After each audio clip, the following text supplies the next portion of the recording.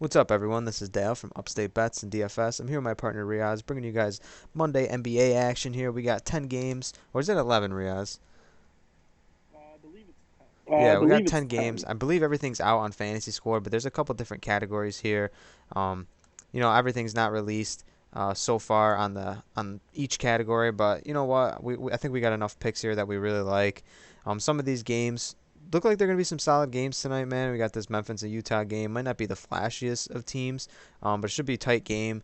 So I don't know. I like some of these games tonight. Some of these lines look good. And if this is your first time joining us, you can sign up using promo code Upstate on Prize Picks. That'll give you a $100 deposit match. So if you put in 100, you get 100 back to play with, and that's honestly awesome. So that's a solid deal you can take advantage of using the promo code listed down below. And Prize Picks is basically just a simplified DFS site. It's you against the house, so like you can take college basketball, NHL, you can mix and match sports. So you can do an NFL prop mixed with NBA like tonight if you wanted to. If you like someone in the NFL slate, you can mix it with Durant on the points and take the over the under on that. You could 5, 10 extra money. So there's a lot of different ways to play. And like I said, no sharks, super simplified. So the channel's been going good since we've been doing Prize Picks. You guys have been killing it with the likes, the subscribes, the comments. So can't thank you guys enough for that, especially for 500 subs. The videos this weekend smashed as well, so thank you for that. Good weekend on NFL, so we're back for this week on NBA. Hopefully we can keep this week rolling. Riaz has been doing pretty good. We've been dropping some lines on Twitter too that have been hit or miss, man. If we've been flexing them, we've been winning, but some of the power plays we've been taking have just been a couple, either like a rebound or assist short. So it's just like it's tough, but that's the game, and we're ready here to get back to it this week. And Riaz is going to start us off. I wish some of those lines we put on Twitter would have hit, but like we said on Twitter, you can't predict injuries, which is just really unfortunate. But back with another NBA for points, I'm going to start off with Josh Hart. His line's sitting at 11 and a half, right around his average so far this year. The one big thing to note about Josh Hart is he plays 30, 35 minutes almost every single game, which is just awesome. I mean, he's shooting 42% from three, 50 from the field. Uh, Takes pretty much double digit shot attempts um, every single game, which is awesome. We know he had a pretty horrible game against Indiana, but before that, I mean, 13, 18, 19, some games early in the season, back to back 16. So I like the matchup against Minnesota. I think there's going to be a lot of points scored in this game, and the over 11 and a half really doesn't scare me too much. I actually think this is a great line for him. I'm thinking he's going to get about 15, 16 points this game, and still with Zion being out, Josh Hart steps right into that role for another score, right behind Ingram. And definitely, if Devontae Graham is still out, he gets another usage bump with that. It's so weird with Josh Hart though. His shot attempts are like it's just so weird. We go one game at 13, one game at 5, and then one game at 13, like just way back and forth. But if we follow the trend, last game he put up 7, so it looks like this game he's gonna put up like 15, 16. If that's the trend that he's been going on lately, this should be a smash spot for him. I like the matchup too against Minnesota. I was looking at Josh Hart a little bit. If he can get the three ball rolling a little bit, he takes not as many 3 pointers as I would like, but he's a good 3 point shooter, man. I think if he can get things rolling tonight, should be an awesome smash spot for him. So 11.5 for Josh Hart. We'll take the over on that. And then I'm in the same game. I actually like two guys in that game. So I was looking at Towns and D'Angelo Russell. I like Towns a little bit more, just because how the offense is constructed through him. Really, obviously he's the guy in Minnesota. If we look at the last time, uh, you know, these two teams played, which was really, really early in the season. Actually, Josh Hart missed those games when they played the Pelicans. They played the Pelicans on a back-to-back, and he went for 25 the first game and then 32 the second game. And he absolutely smashed when he went for 32. Played 40 minutes and played 32 points, 14 rebounds, 7 assists. Like absolutely smashed in that spot. And he puts up a lot of shots. Like we haven't seen as much usage as is lately because Anthony Edwards has been going off. Obviously, he's had some major games this year. But Towns actually could get hot from three some games. There's some games where he's hit 5 3-pointers this year, so we know what he can do from deep as well. And just as a scorer on the inside, I really like his spot. He needs to stay out of foul trouble, of course, but that's with any big man you take the risk of playing. So I like Towns here over 21. Yeah, I mean Towns is just a great scorer in general as a big man, and even D'Angelo Russell that 19 and a half really isn't too bad since we've seen him just trending upwards after his really slow start. The last guy I want to talk about is Rudy Gobert. He's his line's sitting at 13 and a half. Really haven't been on him this much in the points. I mean, he's averaging 15, 15 points and rebounds, which is just incredible. But if you just look at his all of his game logs, every game he's played so far this year, that 13 and a half has hit um, just an unbelievable amount of times. I mean, there's only a handful of times where he really went under double digits. I mean, he really doesn't ever score 10 or 12. If he's not getting over the 10, he's getting like 8 or 7. But every time he gets over 10, he seems to hit this mark. Which is really awesome, and the fact that he's averaging 15, we know this Memphis team uh, is good. I mean, they're a young team, but uh, Rudy Gobert is just a monster down low. He gets so many putbacks. Uh, everyone's really on Donovan Mitchell, so Gobert kind of slips underneath where they kind of double team him out front, and he just flips it over to Gobert. So I think Gobert is in a great spot here to get over this 13 and a half. I haven't been on Gobert much this season, and the times that I have been on him, he has burnt me. But we know what his ceiling is. He's a guy. He's never gonna like absolutely smash, but definitely can get here night in night out basis. Averages more than this on the season, which is nice to see. His big thing, obviously, like I said, with any center is foul trouble. Sometimes he gets into foul trouble and. They'll sit him for like literally like up until like the fourth, and then like it just sometimes the minutes they'll get a little bit low in the like the 28, 29 range, but even in that range, we've seen him in 28 minutes go for 16 points, 15 points in 28 minutes. So I'm not really nervous about him when it comes to usage. He puts up a decent amount of shots. I mean, there are some games where, like I said, he does slip under the radar a little bit in terms of the offense. But I think this is a spot, where Memphis is a tad undersized, but they got some young athletic guys.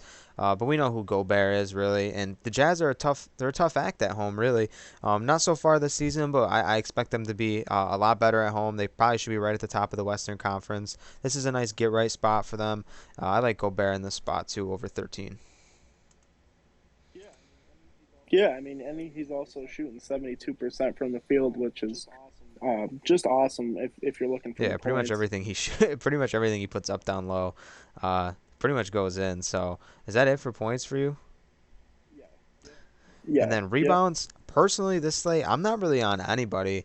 I know LaMelo has been playing well with these triple doubles and whatnot. Harden puts up a triple double last game, but now Durant comes back. So there's a couple guys here. Obviously there's some centers too that look pretty good. Ingram grabs a decent amount of boards, but I don't know. I think the only guy that I would personally highlight, and this just basically comes off of the player he is and the last game he had, is Giannis, and he's at 11 and a half. Just killed Orlando last time with 21 rebounds, and that game made me nervous a little bit when it came to Bamba and Wendell Carter, and it's just like, they're just like they're a bigger team down low, and it's just like Giannis is just too good, man. Like he really is just too good.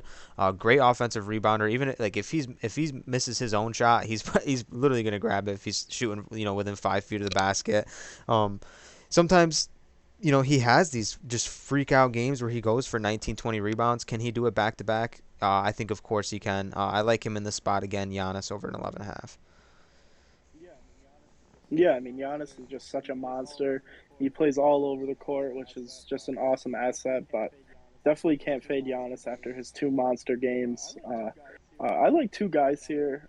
I'll touch on them a little bit. The first guy I like is John Collins. His line is sitting at 8.5. Playing this OKC team that is just super young, just really undersized, especially for how big the Hawks play.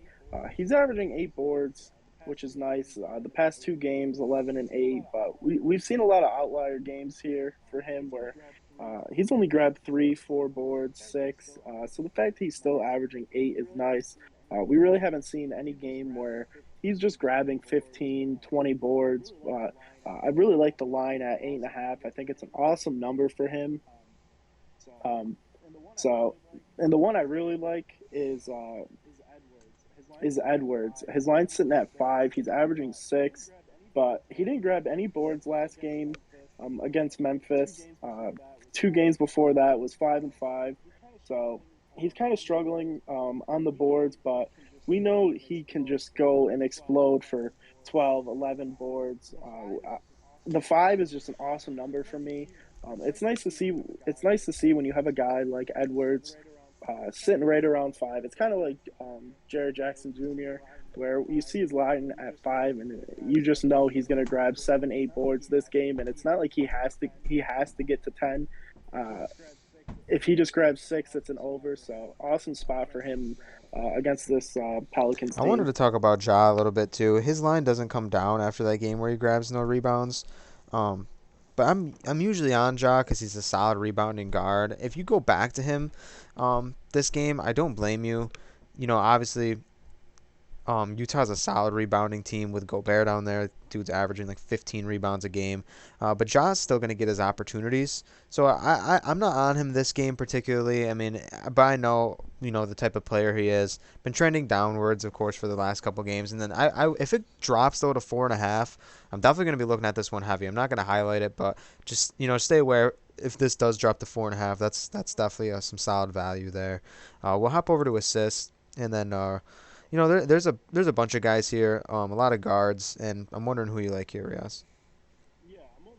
Yeah, I'm only on one guy, and that's Mike Conley. He's just an awesome point guard. He's got Donovan Mitchell.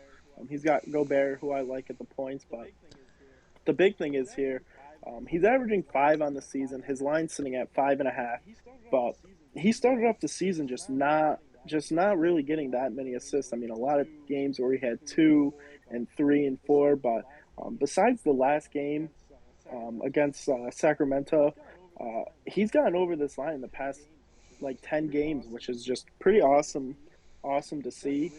He's starting to really get the ball going. He just looks like how he was when he was in Memphis, getting the ball down to Gobert, swinging it out to Mitchell, and there's other pieces on that team, like Joe Ingles, that really helps him out in the assist category. So whenever I can get his line at 5, 5.5, even 6, I really don't mind taking. Uh, so Mike Conley's really the only one I like in this category. He's looking pretty good too. His minutes scare me from time to time. Like I like when he gets like around the 30 minutes. I think they're a better team when he plays more. But they have had some blowout wins lately against Toronto, Sacramento, Philly. They killed by like 35. But he still gets the assists in those games. So like I said, I think when he's dishing the rock, they're a better team. I don't never really ever take him in scoring. I like him in the assist category more than anything. And obviously, we see games where he's gone for double-digit assists this season. Like I said, great passer, and there's a lot of shooters around between Bogdanovich and Mitchell, and even O'Neal can step out and hit some threes. Clarkson's a solid three-point shooter, so he's got a lot of pieces to go around. So you're kind of correlating this if you want to pair him up, and then you got Gobert down low too. Hopefully he gets over, so hopefully them two can link up a little bit tonight. Conley for a couple of assists and Gobert to get some points. So I like Conley here at 5.5 for sure. And then I'm gonna scroll up. The only guy really that I like again is Bradley Beal. I've been on him kind of like the past like 3 to 4 slates in the assist category. At first I was nervous about Dinwiddie coming back. Didn't really affect them too much. I know the last time they played Charlotte was a kind of a disappointing game. Obviously, Washington didn't pull out the win. However, like it was just very low scoring. Like the over under on that game was like 220 and a half. Ended up being 87-97. But Beal got things going, dishing the rock. 7 assists in that game. Obviously, still gets his opportunities no matter what the score is. I mean, he's just like he doesn't get like Westbrook type usage back in OKC, but he gets a lot of usage in this offense. He has the ball in his hands quite a bit. Dinwiddie doesn't play the most minutes either. Sometimes he plays sub 30 minutes. So regardless, Beal has a lot of opportunities to get here. Some solid shooters. And Kispert, some of the young guys can shoot the ball too. Kuzma gets it going from three from time to time as well. Runs the pick and roll pretty solid too. So I like Beal in this spot over 5 assists. Beal's been just racking up assists um, pretty much all year, but especially in the last 5 games, he's just been playing unbelievable And basketball. then we'll go to 3 pointers made. There's a couple guys here who've been really hitting their deep shots lately. You look at LaMelo Ball. Sometimes he's up and down, but as of late, shooting the ball really good. Beal's always solid too, but sometimes he goes out there. He only does hit one, but like I said, this should be higher scoring than what it was last time. But there's a couple guys here that looks solid, man. You look at Devin Booker, that looks like it's solid value as well. But I know me and you, Riaz, is kind of like the same guy here, and that's Ja. And why don't you tell him about it? Yeah, I mean, struggled last game, but we know he's got potential. I mean, he's only shooting 37% from three, which isn't great, but he just he shoots. I mean, five, six threes a game. It would be different if this line was at two, 2.5, but the fact that we get this line at 1.5, definitely coming off that bad game. I wouldn't be shocked if right in the first quarter he drills two threes right off the bat just to kind of get stuff going here. I mean, we know Utah's a great team, great defensive team as well. Probably one of the top tier in the league. So uh, if this game does stay close, Ja's really not going to be able to really really drive much with Gobert down there. So I think he's going to take a bunch of threes in this game. And I mean, like we always say, if the volume's there, it's just a really good chance of him getting over the 1.5. And for it to be two, like I touched on, I mean, great line. I think he gets two before the first half is even I think over. there are some games where he doesn't hit any or he takes not a lot, but I like the narrative of Gobert being a solid defender down low and him not be able to get to the rack. So I think Josh should shoot a couple more this game. And the last time he did have a bad game, he came out and shot 6 3 pointers the following game. So I mean, not going to say that's going to happen again, but I would like to see him shoot 6 to 8. I think he'd be a solid 3 point shooter if he took more. That's not the game he likes to play. But hopefully this game he can come out and shoot a little bit more threes because Utah is solid on the inside. So hopefully Ja could get here tonight. We like the over on that, and I know you like an under here, Riaz. Who is it? Yeah, Christian Wood, under 1.5. He started off the season just making a bunch of threes. I mean, if you just look at his um, first 5 games, 4 games, he was 2 for 4, 2 for 6, 4 for 6. But as of his last 8, he's only hit it. He's only hit this over one time, and that's when he was three for 6 against this really bad Detroit team.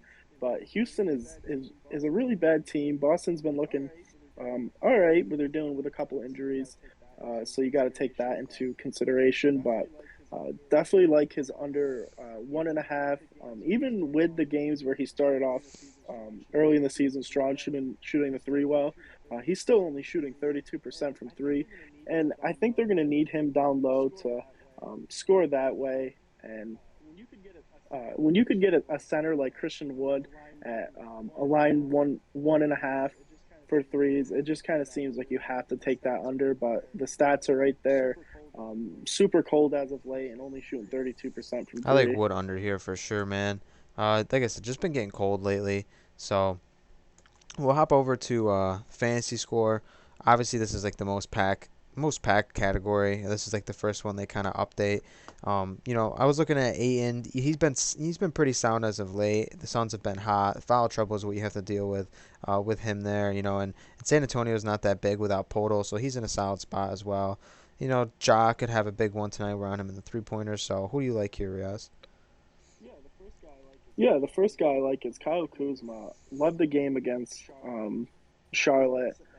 His line's sitting at 26. I feel like we're kind of getting a discount here. I mean, 2 games ago against Miami, he put up almost 50, which is just Um, pretty wild. Almost got a triple double, but really, other than that, out of his last four, he really hasn't got to this line. But if you just look throughout the season so far, I mean, he averages 35 fantasy points a game, plays a ton of minutes, really doesn't get in too much foul trouble. There's only a handful of games where he hasn't got to that 30-minute mark, and the Wizards are good this year, so it's not like they're getting blown out. This game's going to be one of the better games on this slate. So he's going to get a ton of run, and we've seen he grabs a ton of boards. Um, I mean, averaging almost a double double, and he gets some assists too. But not only that, I mean, he's averaging almost a steal, gets a couple blocks a game. So um, with all those there, I mean, he could score 20 points and grab six to nine boards, and you got that easily tonight. Kuzma, he didn't play good last time against Charlotte for sure, but like I said, low scoring game. Washington's right in the mix to be at the top of the Eastern Conference too. So, should be a game that they're really trying to go out there and win, especially after losing to Charlotte last time. So I don't mind that spot. And then, is there anyone else here you're on or no? Yeah, I'm going back to Drummond. I'm taking the under, just on the fact that it's still at 35. The last three games he's played, 19 fantasy score, 12 and 18. Not really playing that many minutes. And this Sacramento team is tough. I mean, he's going to have Holmes on him. Um, so it's tough to want to take this over at the 35, considering how bad he's been playing, and Drummond's he relies on the defense getting blocks, grabbing 10 to 15 boards a game. The scoring is just not there. So I think he's going to struggle once again in this game. And 35 with someone who can't really score the ball that well, it's tough to get to that 35 No mark. doubt. Drummond's he's just been playing bad lately. And then you always got the foul trouble too. So he's been getting into some foul trouble lately. So if he does get into foul trouble this game, only kind of helps that under. So I don't mind the Drummond under, and I like both unders that we're choosing here in this slate as a whole. So I think we got some solid picks. Let us know down below if there's something that we miss, and then we'll drop a line tonight on Twitter. I think I got a nice two pick power that I'm going to be plugging in tonight, so I'll drop that over on Twitter tonight, and you can go follow us over there. That's at Upstate. It's at Upstate Bets DFS, and then we'll see you on the next one, guys. So thank you for all the support and good luck tonight. Peace.